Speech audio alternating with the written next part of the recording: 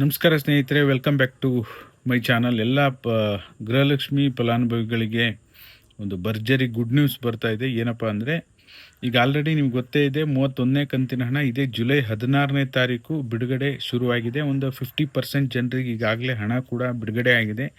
ಇದರ ಬೆನ್ನಲ್ಲೇ ಇನ್ನೊಂದು ಹೊಸ ಅಪ್ಡೇಟ್ ಬರ್ತಾ ಇದೆ. ಅದು 32ನೇ ಕಂತಿಗೆ ಸಂಬಂಧಪಟ್ಟ ಹಾಗೆ ಏನು ವಿಚಾರ ಏನು ಅಂತ ಹೇಳಿ ನಿಮಗೆ ತಿಳಿಸ್ಕೊಡುವಂಥ ಕೆಲಸ ಮಾಡ್ತೀನಿ.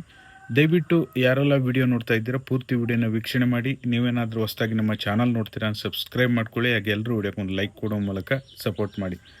ಈಗ DBT ಕರ್ನಾಟಕ ಆ್ಯಪಲ್ಲಿ ಇದೇ ಜುಲೈ 1ನೇ ತಾರೀಕು ಅಥವಾ ಜೂನ್ 30ನೇ ತಾರೀಕು ಇದೇ 31ನೇ ಕಂತು ಡಿಸ್ಪ್ಲೇ ಆಗ್ತಾಯಿತ್ತು. ಓಕೆನಾ, ಸಾಕಷ್ಟು ಜನರಿಗೆ ಡಿಸ್ಪ್ಲೇ ಆಗ್ತಾಯಿತ್ತು.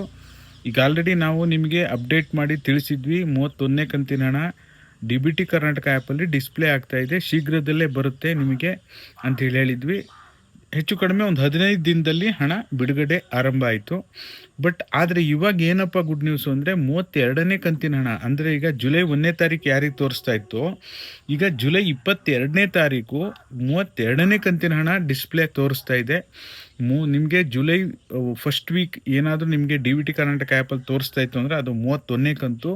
ಜುಲೈ 20ರ ನಂತರ ತೋರಿಸ್ತಾ ಇದೆ ಅಂದರೆ ಜುಲೈ 22, 23ನೇ ತಾರೀಕು ಏನಾದರೂ ನಿಮಗೆ ತೋರಿಸ್ತಾ ಇದೆಯಾ, ನೀವು ಕೂಡ ನಿಮ್ಮ ಮೊಬೈಲ್ನಲ್ಲಿ ಚೆಕ್ ಮಾಡಿ. ಕೆಲವೊಬ್ಬರಿಗೆ ಮಾತ್ರ ತೋರಿಸ್ತಾ ಇದೆ, ಎಲ್ರಿಗೂ ತೋರಿಸ್ತಾ ಇಲ್ಲ.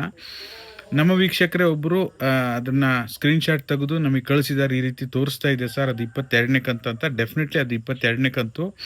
ಹಾಗಾಗಿ ಈಗ ಜುಲೈ ಫಸ್ಟ್ ವೀಕಲ್ಲಿ ತೋರಿಸಿದ್ದು ನಿಮಗೆ ಜುಲೈ 16ಕ್ಕೆ ಬಿಡುಗಡೆ ಆಯಿತು. ಹಾಗಾದರೆ 32ನೇ ಕಂತು ಕೂಡ ಬಿಡುಗಡೆ ಹಂತಕ್ಕೆ ಬಂದಿದೆಯಾ? ಈಗ ಬಿಡುಗಡೆ ಹಂತಕ್ಕೆ ಬಂದಿದೆ ಗೈಸ್ 32ನೇ ಕಂತಿನ ಹಣ ಕೂಡ. ಅದಕ್ಕೋಸ್ಕರನೇ DBTಯಲ್ಲಿ ತೋರಿಸ್ತಾ ಇದೆ ಅಂತ ಹೇಳ್ಬೋದು. ಓಕೆನಾ, ಇದಾಗಿತ್ತು ಈ ಕ್ಷಣದ ಮಾಹಿತಿ. ಇದೇ ರೀತಿ ಹೊಸ ಹೊಸ ಅಪ್ಡೇಟ್ಗಳಿಗಾಗಿ ನಮ್ಮ ಚಾನಲ್ ಸಬ್ಸ್ಕ್ರೈಬ್ ಮಾಡಿ. Thank you so much for watching.